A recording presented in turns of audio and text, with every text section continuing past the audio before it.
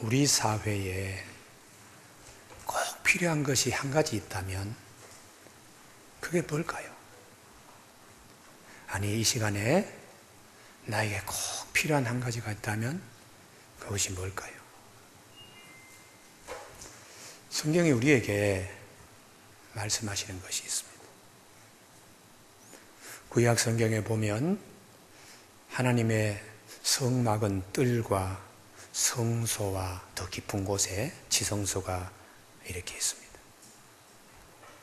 그 중에 뭐라 하더라도 깊은 곳 지성소가 중요한데, 지성소가 중요한 이유는 그 안에 말씀의 법궤가 있기 때문에 그렇습니다. 말씀의 법궤가 없으면 그건 성막이 아닙니다. 우리가 살아가는데 영과 혼과 육 세 가지가 있습니다. 육은 뜰과 같은 것이고, 혼은 성소와 같은 것이며, 영은 지성소와 같은 것입니다. 우리 지성소에 말씀이 있어야 합니다. 말씀이 없으니까 경건의 모양만 있고 능력이 나오지 않습니다. 우리의 모든 일에 꼭 필요한 하나님의 말씀이 무엇일까요? 야, 이것도 문제고 저것도 문제다. 그 문제의 핵심 가운데에 제일 중요한 것은 내 영혼의 지성소에 화목이 없기 때문에 그렇습니다. 왜 하나님은 나를 이런 모든 일의 원망은 다 하나님께 가는 거예요. 그래서 그 영혼의 지성소에 화목의 기쁨을 누릴 수 있도록 주님이 우리에게 오신 거예요. 교회 여러분, 잠언 17장 1절에 마른 떡 한 조각만 놓고서도 화목하는 것이 제육을 집에 가득히 가지고 싸우는 것보다 낫다고 말씀하십니다. 화목이라는 이 가치관은 부보다 낫다는 것이. 우리 재벌가의 형제 싸움들 많이 뉴스를 통해 들을 때마다 저런 일이 없어야 되는데 이구동성으로 다 얘기합니다. 여당과 야당 좀 제발 싸우지 않았으면 좋겠다. 아침에 뉴스 틀면은 오늘도 계속 싸움하는 거예요. 이제는 지긋지긋해서 정말 이 싸움이 끝났으면 좋겠다. 이번에 보니까 우리나라 영화계 가운데서 명랑이라고 하는 영화가 1순위라고요. 제가 영화를 잘 보지 않습니다. 친구라고 옛날에 그 친구도 안 보면 목회자도 아니다. 그렇게 어느 목사님이 얘기하셔서 할 수 없이 친구를 끌려가서 봤는데 그 이후에 10년이 더 됐습니다. 이번에 명랑을 우리 주기철 목사님 손자 되시는 주종 목사님과 같이 가서 도대체 뭔데 사람들이 이렇게 가나 하고 들어가서 영화를 봤는데요. 솔직하게 죄송합니다만 예수라는 사람의 미학 구조로 볼 때는 학예회 수준의 영화입니다. 진중건이라고 하는 진보 교수가 이거는 영화도 아니다. 적어도 미학 이 세팅을 공부한 사람 같으면 그건 완전히 학예의 수준이에요. 적어도 역사적인 무대를 배경으로 하면 그게 역사적인 사실에 근거해야 되는데 그렇게 그냥 일본 사람이 볼 때는 저 웃기고 있네. 어떻게 저런 영화가 이렇게 욕을 얻어먹을 수 있는 영화라면 지금 흥행은 내년도까지 가지 않습니다. 이게 오래 시간이 지나도 명화로 남으려고 그러면 그 속에 무엇을 딱 정확히 가지고 있어야 되는데 국민들의 마음 가려운 부분을 긁어주는 데 끝나기 때문에 이 작품이 오래 가지는 않을 겁니다. 제가 그거 보면서 얼마나 웃었는지요. 되게 배우들은 한 10초짜리 한 카트를 찍는데 여러 번 찍고 또 찍고 하는데 그 대사를 수없이 반복하는데 한 번도 대본 없이 그냥 외우지 않고 나봐도 되는 한 대목에 여인이 치마 들고 확 이렇게 그냥 이렇게 하는 여인은 한 대본을 읽지 않아도 될 정도로 나도 그런 연기를 할 수 있겠다. 그때 막 이렇게. 근데 그 남편이 어느 때 들어갔냐 하면 적진에 들어가서 화약고에 그것을 폭발하는데 이렇게 들어가 있다. 그거는 역사에 그런 얘기 나오지 않습니다. 그리고 여기서 그냥 화포로 팡팡 그냥 그 외선을 향하여 쏘니까 외선이 박살날 때에 관객들이 박수를 막 치더라고요. 그래서 그래 분풀이를 저기다 하는구나. 얼마나 해소할 데 없으면 그냥 나의 속 시원하게 그냥 빵빵 때리니까 그냥 야 시원하다고 박수를 치는데요. 옆에 갔던 목사님이 아멘 하길래 어떤 대목인가 했더니 이수신 장군이 하는 얘기. 살고자 하는 자는 죽고 죽고자 하는 자는 사느니라. 이게 성경에 나오는 얘기니까 이게 할렐루야 그러더라고요. 제가 그걸 가만히 보면서 명랑이 2천만이 다 보더라도 우리 사회에 영웅대망론에 부응할 수 있는 인물이 과연 있을까? 아픈 데 가서 얼음 만져주고 소외된 사람 찾아가서 망질당한 얼굴을 다시 닦아줄 수 있는 영웅대망론, 거기에 부응할 수 있을까? 2천만이 이 영화를 다 보더라도 마음의 갈등을, 사회의 갈등이 해소될 수 있을까? 그런 생각을 했습니다. 오늘 우리 사회는 지도자 부재론보다 가장 중요한 화목이라는 가치관이 없는 것입니다. 내 영혼의 깊은 곳에, 영혼의 지성소에도 화목이라는 이 말씀이 우리 안에 내재해 있기를 주님의 이름으로 함께 축복합니다. 무엇이 문제고 무엇이 있다 하지만은 그 문제의 제일 끝에 도달하면 하나님과의 화목이 깨어져 있습니다. 그래서 힘든 겁니다. 먹어도 배부르지 않습니다. 가져도 만족이 없습니다. 그런 점에서 성경은 이 화목에 대하여 얼마나 귀하게 다루고 있는가. 계란 깨지지 않도록 손을 가지고 다루듯이 성경의 모든 말씀이 이 화목을 가운데 놓고 다루고 있습니다. 다윗의 삶 가운데 믿음도 중요한데요. 다윗은 이 화목에 대해서 나중에 많은 대가를 치르고 배웠습니다. 사무엘하 21장에 보면 다윗이 임금으로 즉위할 때 3년 동안에 빗방울 하는 날이 지나갔어요. 온 땅이 다 달고 오른 쇠뚜껑과 같이 그렇게 되었어요. 그때 다윗이 기도했더니 하나님께서 전임자 사울이 너무 극우적인 국수적인 생각으로 인종 청소했다는 것이. 기브온 거민들을 잡류라고 생각하여 여호수아 때부터 같이 쭉 공전해 오던 인물들인데 싹 다 그냥 히틀러가 유대인 청소하듯이 씨를 말릴 생각으로 다 그냥 그렇게 합니다. 몇몇 사람들이 아주 은밀한 곳에 숨어서 때를 기다렸는데 이분들의 마음을 위로하지 못합니다.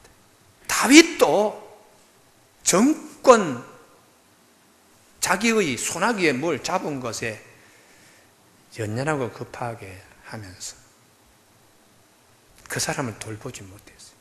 그래서 하나님께서 사울 집안의 잘못 때문에 내가 하늘의 문을 막고 있다. 그래서 다윗이 이 사람들을 눈물을 닦아줘야 되겠다 해서 숫소문하여 그들을 불러내려가지고 물었더니 그분들 입에서 보상으로 해결될 게 아니라는 거예요. 은금으로 이 일을, 우리의 한을 풀어주려고 하지 마세요. 우리도 똑같이 사울의 집안에서 당했으니까 사울의 고향에 찾아가서 그들 가운데 7명의 남자들을 교수형 목매달아서 원한을 좀 갖게 해달라고. 한 풀이를 좀 하게 해달라고. 다윗이 참 어려운 결정을 해야 됩니다. 그 중에 누가 말하더라도 제일 먼저 내어줘야 될 인물은 사울 아들 요나단 왕자, 그의 피묻히 유일하게 남은 무비보셋을 1순위로 내어줘야 되는데 못 내주는 거예요. 요나단과 약속한 일이기 때문에. 비록 쩔름발이로 다윗이 싫어하지만 왕자의 하나같이 대우할 때인데 식탁에 같이 둘러먹던 그 무비보셋을 어떻게, 너 나가라고 어떻게 하겠어요? 그래서 고민하다가 다른 사람을 택하는데 사울의 첩 리스바의 몸에서 난 두 왕자, 사울의 딸의 메랍이라고 하는 딸의 몸에서 난 아들 5명을 내어줬더니 이 사람들이 사울의 고향에서 교수형을 딱 이렇게 목을 매달아 가지고 대롱대롱 달아놓는 것입니다. 그렇게 해도 비가 내리질 않아요. 6개월이 지나서야 비가 내리는데 그 6개월 동안에 한 여인의 몸부림치는 온몸에 피투성이 나는, 자기 가죽을 벗겨서 북을 만들어서 기도하는 피투성이 여인 리스바가 있었어요. 이 여인이 자기 두 아들 6개월 동안에 바짝 마른 꽁치처럼 멸치처럼 말라가고 미라처럼 되어 있는 아들들 시신과 자기들의 시누이 아들들 5명 시신 지킨다고 그 눈물 흘리면서 그 뜨거운 돌덩어리 바위 위에 삼배 아주 얇은 천 하나를 깔고서 6개월을 거기서 지날 때 하나님이 비를 해주셨는데 다윗이 그때 감동이 된 거예요. 그러면서 문득 자기 영혼 깊은 곳에 용서하지 못한 사건이 용서되는 겁니다. 사울 임금이 전쟁에서 희생되고 왕자 요나단이 희생되어 가지고 그 뼈가 그 장례도 제대로 치르지 않고 길앗 야베스의 사람들이 그 시신을 옮겨가서 있는데도 다윗은 임금이 되어 즉위하면서 수많은 세월이 쇳돌처럼 그렇게 많은 세월들이 지나가도 그의 채 돌보질 않았어요. 그 마음에 응어리가 져가지고 내가 얼마나 사울 때문에 고생했는데 사울 임금 용서하지 못하는 거예요. 그런데 리스바 여인의 그 뜨거운 바위 위에서 6개월 보내는 거 보고 감동되어 다윗의 마음이 열리는 거예요. 그래서 사울 임금의 뼈와 왕자 요나단의 뼈, 전사한 그 뼈들을 추려가지고 국장으로 후장합니다. 그 다음 말씀입니다. 그때야, 그 후에야 하나님이 그 땅을 위한 기도를 들으시니라. 이게 핵심입니다. 겉으로는 사울 임금이 인종청소한 것으로 했지만 더 하나님이 원하시는 것은 다윗의 마음에 확 붙들고 그 영혼의 지성소에 병들어 있는 것을 고치기 위하여 하나님이 끝까지 지켜본 거예요. 다윗의 마음이 풀어지고 화목이라는 자발적인 순종이 있을 때에 하나님은 그 후에야 하나님이 그 땅을 위한 기도를 들으시니라. 사무엘하 21장 14절의 말씀입니다. 이 말씀의 흐름을 보면 과연 믿음의 자리에서 있어야 될 것, 더 나가야 될 것, 다윗의 물맷돌도 중요하지만 하나님 앞에서 하나님이 원하시는 영혼의 지성소에 말씀의 법궤는 하나님께서 화목이라고 일러주시는 겁니다. 오늘 우리 설교를 들을 때에 각자에게 성령님께서 우리 가정에 이 문제를 어떻게 해결해, 이런 문제에 대하여 하나님이 대신 너 이거 화목 딱 말씀해 주시리라 믿습니다. 그 말씀은 설교는 각자 듣습니다만 성령님은 정확하게 우리에게 이 문제 해결되어야지 하나님이 문을 열어주시겠구나. 이게 성령님이 살아서 역사하시는 거예요. 두 번째 인물인데 욥입니다. 욥은 가장 가장 큰 문제 앞에서 자신이 무엇이 문제인가를 몰랐어요. 욥기 1장을 보면 2장을 보면 욥의 믿음이 아주 좋았습니다. 정직하고 순전하고 하나님을 경외하여 악에서 떠난 자라고 표현되어 있습니다만은 그건 형편과 사정이 좋을 때, 그리고 어려움이 닥쳤습니다. 자식이 죽고 한꺼번에 10명, 재산이 하루아침에 쑥 빠져나가고 자기 건강도 앞과 뒤, 백가죽과 등이 맞붙어 버릴 정도로 말라버리고 온몸에 그냥 가려워서 기와장으로 끌고도 속이 편하지 않는 그 건강성이 치명적인 것. 부부간에 아주 좋지 않는 싸움들이 일어납니다. 하나님 욕하고 죽으시오. 부인이 막 그렇게 말할 때 욥이 입술로도 범죄하지 아니했다. 그게 2장까지 끝나는 거예요. 그런데 이런 하나님 원망하지 않는 이 입술이 되어야 되는데 3장에서 돌변합니다. 3장 1절 욥이 자기의 생일을 저주했다고요. 이 말씀의 뜻을 잘 스펙트럼 하시게서 보면 하나님 이렇게 고생이 길 것 같으면 왜 나를 이 땅에 보내셨습니까? 나는 이 고난 가운데도 참 그냥 믿음이 잃지 않을 건데 하나님 너무 원망스럽네요. 내가 뭐 잘못한 게 뭐가 있습니까? 이런 수많은 언어들이 그 속에 있는 것. 여러분, 온전한 믿음은 내가 잘 되었을 때만 할렐루야가 아니고 고난이 오래 가더라도 그 믿음의 틀이 변형되지 않아야 참 믿음에 설 수 있다는 것을 성경은 우리에게 말씀해 주고 있습니다. 욥에게 있어서 가장 중요한 것은 하나님과의 화목이었습니다. 하나님이 찾아오셔서 욥을 설득시키는 거예요. 영혼의 지성소에 고난이 오더라도 이전에 잘 될 때에 화목된 관계가 고난이 오더라도 영혼의 주인이신 하나님과 화목된 관계를 하나님이 심기 위하여 찾아오셔서 욥아, 네가 이 지구의 이 우주의 근본의 틀을 만들 때 네가 현장에 입혀 있었느냐? 악어를 힘있게 내가 이빨을 심을 때에 네가 그 곁에 있었느냐? 등등으로 쭉 얘기하니까 욥이 얼마나 부끄러운지 손으로 내 입을 가릴 뿐입니다. 생일 저주하고 나는 의로운데 하나님은 왜 이런지 모르겠다고 한 그 입술이 얼마나 부끄러운지요. 그리고 하나님 앞에서 귀로만 듣던 하나님을 이제 눈으로 보게 되었습니다. 내가 이제 스스로 거두어드리고 티끌과 재 가운데서 스스로 뭘 거두어드리는 겁니까? 내가 뭘 잘못했는데 나는 의인입니다 라는 그 일로 인하여 하나님과의 화목관계가 깨어진 일을 거두어드리는 거예요. 티끌과 재 가운데 회개하나이다 하고서 그가 제로 포인트 그 자리에 있을 때 하나님이 다시 그를 세웠습니다. 친구 관계도 회복되게 하시고 잃어버린 재산과 자녀와 그의 건강도 갑절로 하나님이 허락하셨어요.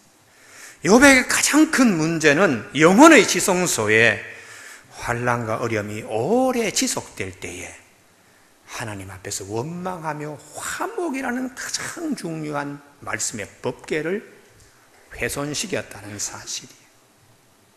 그래서 욥기의 가장 중요한 말씀은 욥기 23장 10절 나의 가는 길을 오직 그가 하시나니 그가 나를 달려 내가 정하지 않아. 그건 김진홍 목사님이 하도 다니면서 해서 욥기의 핵심이 욥기 23장 10절로 알고 있는데요. 그렇지 않습니다.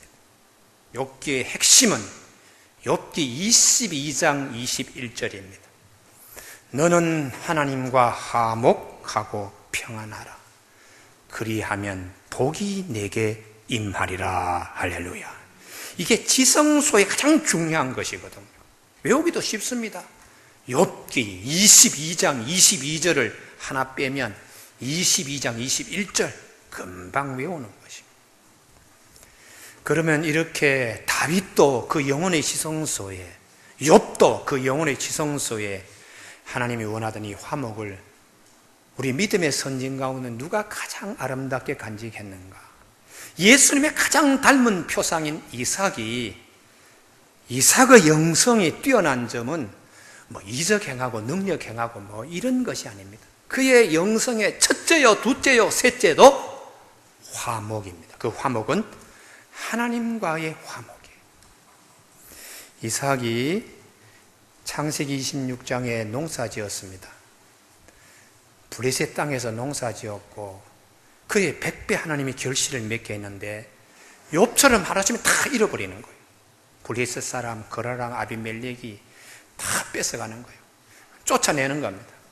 그래서 밀려서 변두리에 와서 못을 샘을 파는데 에색이라고. 싸움이라는 말의 뜻이거든. 야, 이 땅에 이렇게 다툼이 많냐? 남 잘 되면 이렇게 배 아파하냐? 야, 참. 그러면서 하나님 앞에서 운물을 파며 참 싸움이 많은 곳에 삽니다 하더라도 믿음이 잃지 않았어요. 거기까지 따라와서 또 운물을 뺏고 해서 또 밀려서 운물을 팠더니 거기에 신나라고 하는 운물을 팠는데 이 뜻이 대적이라는 뜻이에요. 이야, 여기까지 와서 이렇게 그냥 또 뺐느냐. 시련이 연속적으로 계속 지속되는 거예요. 족보리고 느봇에 와서 운물을 팠더니 운물에 물이 나오는데 하나님이 참 사람들이 다 그냥 황무지라고 하는 곳에도 이렇게 물 주시네. 그가 빼앗기고 밀리고 그러면서도 삶의 밑둥치가 뽑혀나가는 일을 여러 번 경험하더라도 하나님과의 화목을 영혼의 지성소에서 잃지 않았습니다. 그래서 하나님 감사합니다. 그 황무지에서 넓혀주셨다. 누워봇 넓게 만드셨다. 욥에게서 찾아볼 수 없는 영성입니다. 고난이 지속되고 여러 번 반복되도록 영혼의 지성소에 욥이 나중에 배운 것, 이삭은 그의 삶 전체에서 알파와 오메가 전체에서 그는요, 이 하나님과 화목을 절대로 잃지 않았어요. 그리고는 감사해서 부엘세바에 올라가서 하나님 기도했대. 그날 밤에 하나님이 오셔서 나는 내 아버지 아브라함의 하나님이다. 내가 너와 함께 있어서 너에게 복을 주고 네 후손을 번성하게 하리라고 하나님께 축복하시는 거예요. 화목을 영혼의 지성소에서 잃지 않고 있기 때문에 하나님이 말씀과 언약으로 물 붓듯이 기름 부어주시고 축복하셨습니다. 그랬더니 종들이 나가서 우물 파는 곳에 물이 나오는 거예요. 물이요.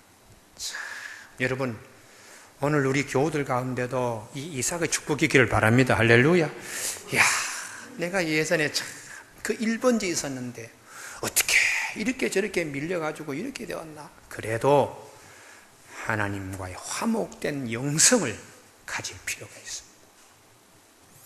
그 다음에 어떤 일이 있는가 하면요, 생각지도 않는 일이 생기는 거예요. 자기들의 그렇게 뺏고 그렇게 해방했던 아비멜렉 원수들이 찾아와서 화친조약 맺자 그러는 거예요. 군대 장관 비골과 고문역인 아우사 왕의 친구, 권력을 실세들 아니에요. 가장 힘들게 하고 가장 강탈해간 그 권력의 핵심부들이 찾아와서 평화조약 맺자고. 이게 원수의 마음에도 화목의 바람이 들어가게 할 정도로 이삭의 영성은 풍성한 것입니다. 욥도 가지지 못하고 다윗도 가지지 못한 영성, 이게 이삭의 탁월한 부분인데 나중에 이삭이 온 사람들에게 잘 잔치해서 돌려보냈더니 하나님께서 부엘세바 종들이 나간 운물에서 물이 쏟아지게 해서 그 성읍이 오늘날에도 부엘세바로 되었다는 것이. 그러면 이 이삭의 영성을 이어간 사람이 누구냐? 아브라함도 사실 하나님 갈등이 많았습니다. 야곱도 그는 하나님과 화목된 관계에서 많이 깨졌어요. 요셉, 창세기의 완결편인 요셉은 이삭의 화목을 영혼의 지성소에서 항상 가지고 다녔습니다. 형제들이 그를 팔아버린 거, 이것은 블레셋 사람이 농토 뺏고 운물 뺏고 쫓아내는 거 이상으로 험악한 일입니다. 그런데도 하나님과의 화목을 깨지 않았습니다. 한 번도 불평하지 않고 평안한 얼굴로 주인 집에서 일하니까 주인 보디발이 보고, 야, 어떻게 저렇게 얼굴이 평안하냐? 하나님과 다투지 않기 때문에. 그래서 그 집의 모든 것을 다 맡겼습니다. 마귀가 틈탔습니다. 그 부인이 아담하고 참한 요셉을 한번 끌어안고 싶어서 요구를 했지만, 하나님과의 화목을 영혼의 지성소에 두고 있는 요셉은 뿌리치고 감옥에 가더라도 원망하지 않았어요.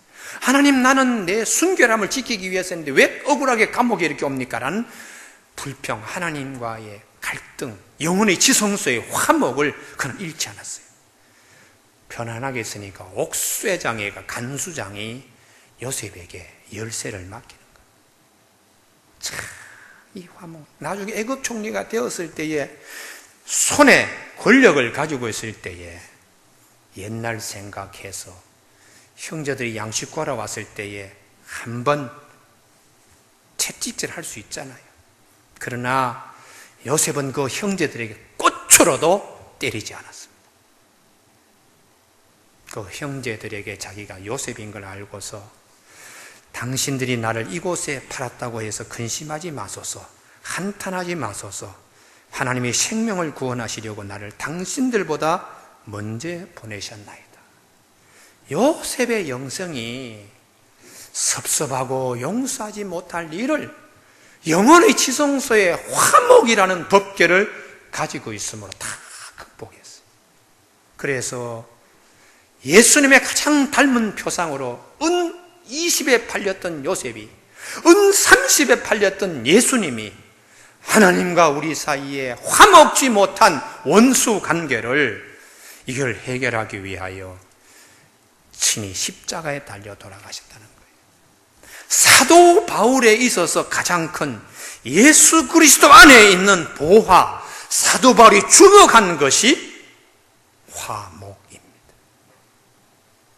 18절, 모든 것이 하나님께로서 났으며 그가 그리스도로 말미암아 우리를 자기와 화목하게 하시고 또 우리에게 화목하게 하는 직분을 주셨으니, 하나님과 화목하지 못한 우리의 관계를 화목하기 위하여 예수님이 십자가에 달려 돌아가심으로 화목.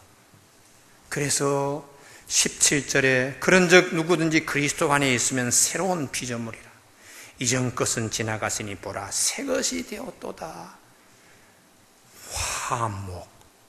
화목 때문에 새 것이 되는 것입니다. 교우 여러분, 주님이 오셔서 마태복음 5장 9절에 화평케 하는 자는 복이 있나니 그들이 하나님의 아들이라 일컬음을 받을 것이라고 말씀하셨어요. 오늘 내 영혼에 이 화목의 법궤가 늘 있어지길 주님의 이름으로 축복합니다. 기도하시겠습니다.